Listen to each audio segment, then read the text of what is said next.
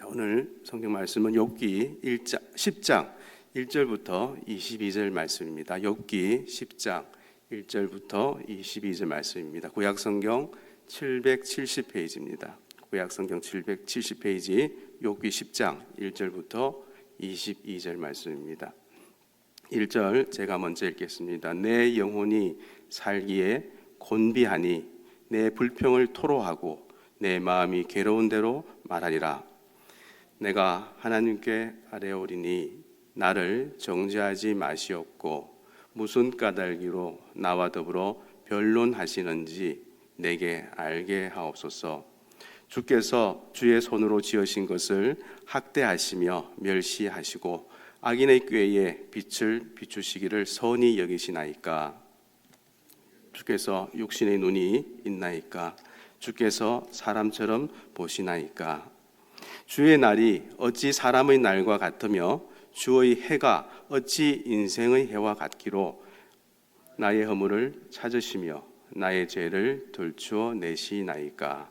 주께서는 내가 악하지 않은 줄을 아시나이다. 주의 손에서 나를 벗어나게 할 자도 없나이다. 주의 손으로 나를 빚으셨으며 만드셨는데 이제 나를 멸하시나이다. 기억하옵소서. 주께서 내 몸 지으시기를 흙을 뭉치듯 하셨거늘 다시 나를 티끌로 돌려보내려 하시나이까. 주께서 나를 젖과 같이 쏟으셨으며 엉깃젖처럼 엉기게 하지 아니하셨나이까. 피와 살을 내게 입히시며 뼈와 힘줄로 나를 엮으시고 생명과 은혜를 내게 주시고 나를 보살피심으로 내 영을 지키셨나이다. 그러한데 주께서 이것들을 마음에 품으셨나이다. 이 뜻이 주께 있는 줄을 내가 아나이다. 내가 범죄하면 주께서 나를 죄인으로 인정하시고 내 죄악을 사하지 아니하시나이다. 내가 악하면 화가 있을 것이오며 내가 의로울지라도 머리를 들지 못하는 것은 내 속에 부끄러움이 가득하고 내 환난을 내 눈이 보기 때문이니이다. 내가 머리를 높이 들면 주께서 젊은 사자처럼 나를 사냥하시며 내게 주의 놀라움을 다시 나타내시나이다. 주께서 자주 정가하는 자를 받고 나를 치시며 나를 향하여 진노를 더하시니 군대가 번갈아서 치는 것 같으니이다. 주께서 나를 태에서 나오게 하셨음은 어찌함이니까. 그렇지 아니하셨더라면 내가 기운이 끊어져 아무 눈에도 보이지 아니하였을 것이라. 있어도 없던 것 같이 되어서 태에서 바로 무덤으로 옮겨졌으리니이다. 내 날은 적지 아니하니까. 그런즉 그치시고 나를 버려두사 잠시나마 평안하게 하시되 내가 돌아오지 못할 땅 곧 어둡고 죽음에 그늘진 땅으로 가기 전에 그리하옵소서. 땅은 어두워서 흑암 같고 죽음의 그늘이 져서 아무 구별이 없고 광명도 흑암 같으니이다. 아멘. 먼저 그 욥기를 저희들이 읽고 또 묵상할 때 피해야 할 전제, 오늘 두 번째 주제는 그 하나님의 그 뜻은 알아맞히는 게 아니다 입니다. 하나님의 뜻은 알아맞히는 게 아니다. 욥기 1장부터 10장까지 말씀 내용을 돌이켜 보시면 욥은 자신에게 임한 그 이유 없는 고난이 부당하다고 생각했는데 그 이유는 그 혹독한 고난에 상응하는 그런 특별한 죄를 저지르지 않았기 때문이며 또 자신의 그 상황이 죄와 그 심판의 인과관계에서 벗어나 있었기 때문이었습니다. 다시 말씀드리면 그 고난의 원인이 죄인 게 분명하다라고 그 주장하는 친구들도 그 인과응보의 공식 안에 갇혀 있었지만 그 고난의 원인이 없으므로 부당하다라고 항변하는 욥 역시 그 인과응보라는 그 틀 안에서 벗어나지 못하고 있다는 것입니다. 그런데 그 그 욥기를 묵상하고 있는 독자인 우리 역시 이러한 인과응보의 틀 안에서 벗어날 수 없는 그런 불편한 진실입니다. 그러다 보니 욥의 그 고난에 담긴 하나님의 뜻이 원인으로서 그런 욥기의 결론부에 밝혀질 것이라고 많은 독자들은 기대하고 있습니다. 하지만 욥의 주제는 그 고난의 그 이유가 아니라 바로 이유가 없음입니다. 즉 그 이유 없다는 이 의미는 그 욥기 말씀의 결론부에서 하나님은 그 원인의 결과 그 사이의 관계에 대해서 설명하지 않으시고 또 하나님이 설명하시는 것은 창조주이신 그 하나님과 피조물인 우리 사이의 그 관계입니다.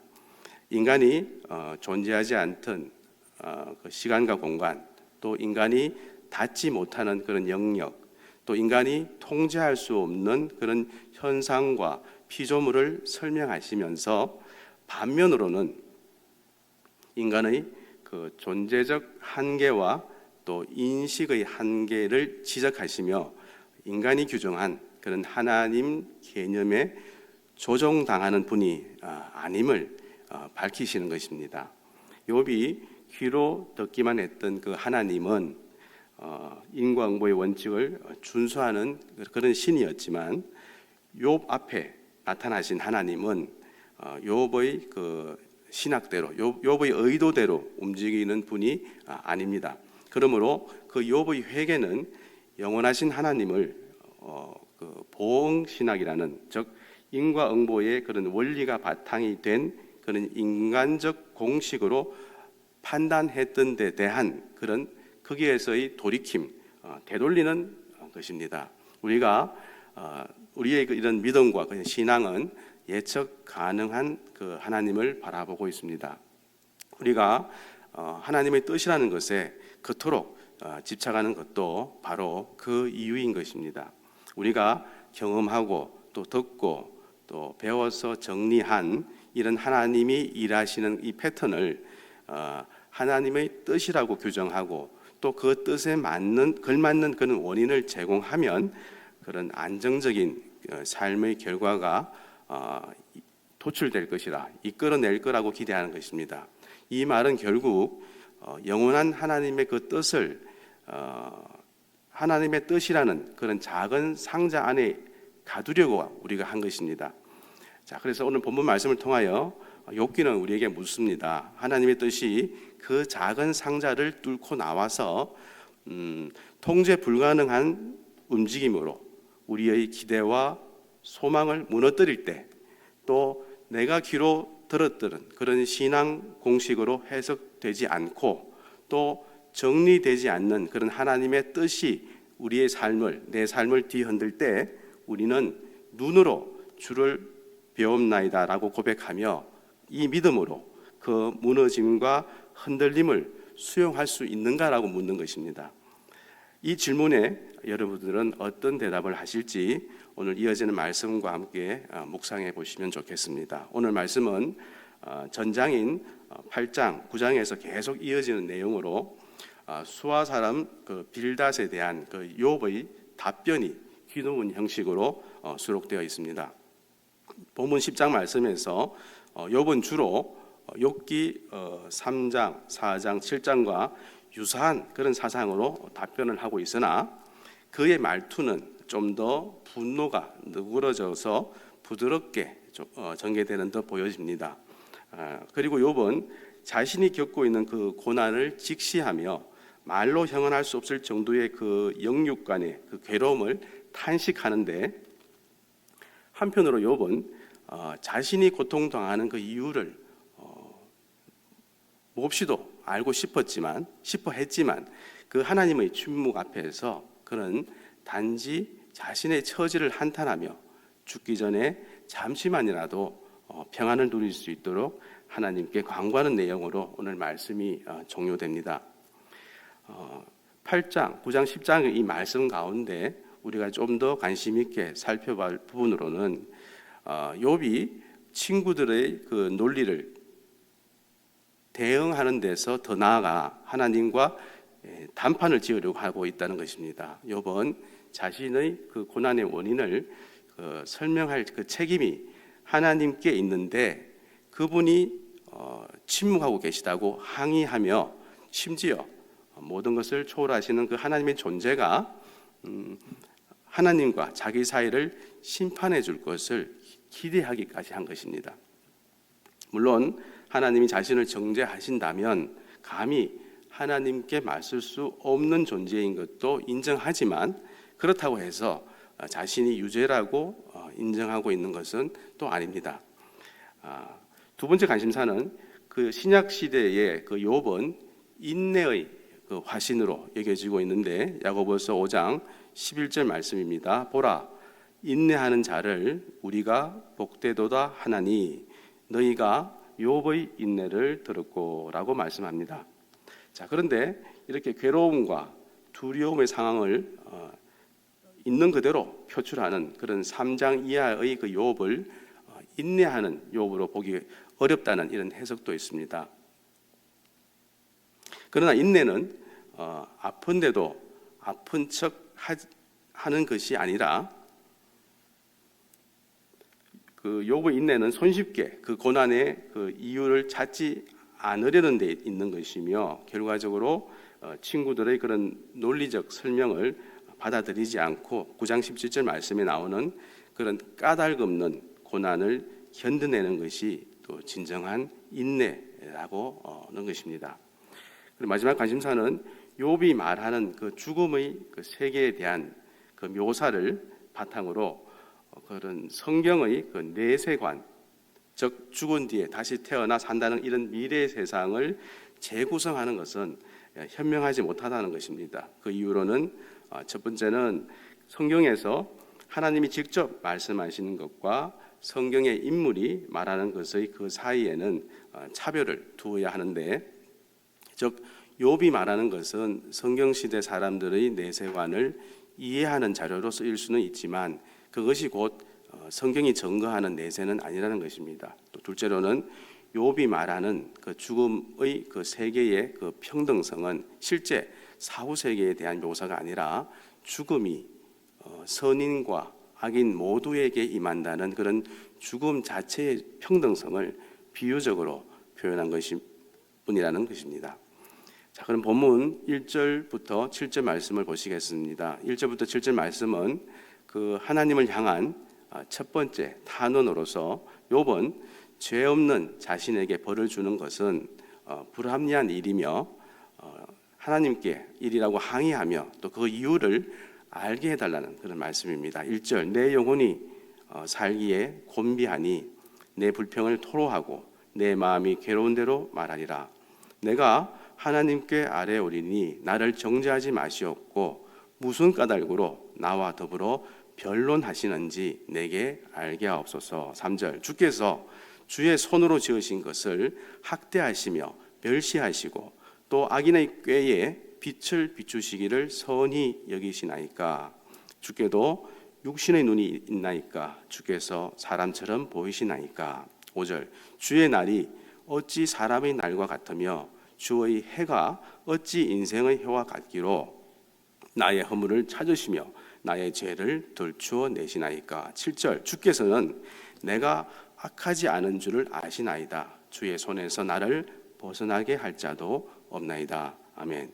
자, 이 말씀에서 욥은 하나님께 죄가 없는 줄 알면서도 왜 그러십니까? 라고 하며 이제 자신이 불평을 하게 해달라고 요청한 후 자신이 악한 사람이 되어버리기 전에 도대체 무슨 잘못을 했기에 악인들에게나 임할 그런 재난을 당해야 하는지 재판이라도 받게 해달라고 요청합니다. 또한 하나님은 분명 전능하신 분이시기에 욥이 이렇게까지 재난을 당할 정도로 악하지 않다는 것을 알면서도 학대하셨다고 비난합니다. 그렇게 모든 인간을 대하다 보면 욥은 물론이고 아무도 하나님의 손에서 빠져나갈 수 있는 길은 없다고 생각한 것입니다. 하나님께서 욥을 용서하지 않고 그의 허물을 찾고 또 죄를 덜추어 내시기로 작정하신다면 그 그물에서 벗어날 인간이 아무도 없기에 욥은 그것을 불만으로 표출하며 왜 지나치게 높은 그런 하나님의 기준을 욥 자신에게 적용이 되어서 이러한 시련을 당하게 하시냐며 항변한 그런 모습의 말씀이었습니다. 자, 8절부터 17절 말씀은 하나님을 향한 그 욥의 두 번째 탄원으로서 욥은 인간을 창조하신 그 목적에 대해서 그런 본질적인 의문을 제기하며 하나님께 저를 창조하신 것을 기억해 달라는 그런 말씀입니다. 8절 주의 손으로 나를 빚으셨으며 만드셨는데 이제 나를 멸하시나이다. 기억하소서. 주께서 내 몸 지으시기를 흙을 뭉치듯 하셨거늘 다시 나를 티끌로 보내려 하시나이까. 10절 주께서 나를 젖과 같이 쏟으셨으며 엉깃젖처럼 엉기게 하지 아니하셨나이까. 피부와 살을 내게 입히시며 뼈와 힘줄로 나를 엮으시고 12절 생명과 은혜를 내게 주시고 나를 보살핌으로 내 영을 지키셨나이다. 13절 그런 한데 주께서 이것들을 마음에 품으셨나이다. 이 뜻이 주께 있는 줄을 내가 아나이다. 내가 범죄하면 주께서 나를 죄인으로 인정하시고 내 죄악을 사하지 아니하시나이다. 15절 내가 악하면 화가 있을 것이오며 내가 의로울지라도 머리를 들지 못하는 것은 내 속에 부끄러움이 가득하고 내 환난을 내 눈이 보기 때문이니이다. 16절 내가 머리를 높이 들면 주께서 젊은 사자처럼 나를 사냥하시며 내게 주의 놀라움을 다시 나타내시나이다. 17절 주께서 자주자주 전가하는 자를 바꾸어 나를 치시며 나를 향하여 진노를 더하시니 군대가 번갈아서 치는 것 같으니이다. 아멘. 자, 이 말씀에서도 욥은 하나님께 은혜로 창조하시고 지키시더니 왜 괴롭게 하십니까? 라고 합니다. 욥은 하나님의 어떤 결과물입니다. 흙으로 빚으셨고 또 피와 살과 뼈와 힘줄로 친히 만드셨습니다. 그동안 생명과 은혜를 주셔서 보살펴 주시고 또 욥의 영과 육을 지켜주셨습니다. 그렇게 무조건적인 그런 사랑을 베푸셨던 하나님이 욥을 관역으로 삼아 표적으로 삼아 고통을 주시는 그 이유를 욥은 도저히 알지 못해서 괴로워합니다. 왜 친구들을 군대처럼 보내서 공격하고 또 단죄하고 자백을 강요하여 그런 고통을 겪게 하는지 알 수 없다고 토로합니다. 반면에 조금이라도 자신을 변호하려 치면 하나님이 젊은 사자처럼 욥을 사냥하시고 공포스러운 사나움으로 놀라게 하실 것이라고 말씀하십니다. 자, 마지막 18절부터 22절 말씀은 그 하나님을 향한 욥의 세 번째 탄원으로 욥은 잠시 동안이라도 평안함을 달라고 간구하며 하나님께 제발 저를 내버려 두세요라고 하는 말씀입니다. 18절 주께서 나를 태에서 나오게 하셨음은 어찌함이니까 그렇지 아니하셨더라면 내가 기운이 끊어져 아무 눈에도 보이지 아니하였을 것이라. 19절 있어도 없던 것 같이 되어서 태에서 바로 무덤으로 옮겨졌으리이다. 내 날은 적지 아니하니까 그런즉 그치시고 나를 버려두사 잠시나마 평안하게 하시되 내가 돌아오지 못할 땅 곧 어둡고 죽음에 그늘진 땅으로 가기 전에 그리하옵소서. 22절 땅은 어두워서 흑암 같고 죽음이 그늘이 져서 아무 구별이 없고 광명도 흑암 같으니이다. 아멘. 자, 본문 말씀 마지막에서 욥은 하나님께 편안히 죽게 해주십시오라고 하는데 욥은 더는 살고 싶지 않으며 죽음을 기다리며 속히 그 죽음이 왔으면 좋겠다고 하는데 이러한 그 생각과 말 속에는 하나님의 그런 생명 창조와 이런 역행하는 그런 불평하는 의미가 있는데도 욥은 그 죽음이 그늘진 땅으로 또 광명이 없는 그런 흑암이지만 지금 당하고 있는 그 고난보다는 낫다고 생각한 것입니다. 그러면서 부디 그 죽음에 이르기 전 잠시나마 평안하고 싶어 한 것입니다. 죽음 이후 그 서울로 내려가면 하나님께 불평도 할 수 없고 또 찬양도 할 수 없으니 여기서나마 다 할 수 있도록 이런 청한 것입니다. 결국 욥이 제시한 이런 해결책은 바로 죽음입니다. 그러나 죽음을 택하는 것은 하나님만이 가지고 계시는 생명, 주권, 사상에 도전하는 그런 불신앙적인 태도로서 이것은 극심한 고난 중에 있는 그 성도들이 범하기 쉬운 죄입니다. 그러므로 성도들은 그런 고난이 닥칠 때 절망하기보다는 그 고난 속에 내재된 그런 하나님의 특별한 그런 섭리를 발견하고 또 인내하며 승리하는 삶을 살아야겠습니다. 말씀을 정리하겠습니다. 고난 속에서 욥이 진정으로 배워야 했던 것은 그런 고통의 소멸보다는 그 고통 속에서 하나님의 주권을 믿고 묵묵히 인내하는 일이었습니다. 그러므로 성도는 현실의 그런 고통 속에서 살아갈 때 신앙의 인내를 거듭 다짐하며 살아가야겠습니다. 이런 하나님을 향한 그 욥의 기도를 통해 우리는 그 하나님에 관한 그 지식이 얼마나 중요한 것인가를 깨닫게 됩니다.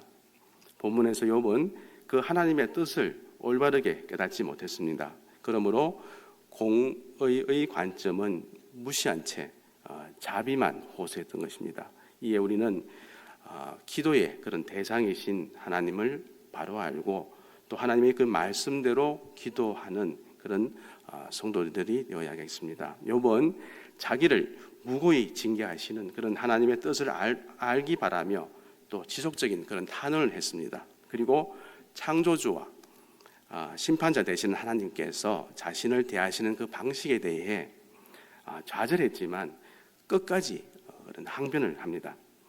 그런 관계의 끈을 놓지 않고 붙들고 또 묻고 또 항의하고 또 바라고 또 열망하는 그런 태도야말로 믿는 자의 그런 모습이며 자세인 것입니다. 삶은 하나님의 소중한 선물입니다. 괴롭고 힘겨울지라도 사랑하며 또 하나님 앞으로 나아갈 수 있는 그런 방법에 대하여 묵상해 보시면 좋겠습니다. 개인적으로 묵상하시겠습니다.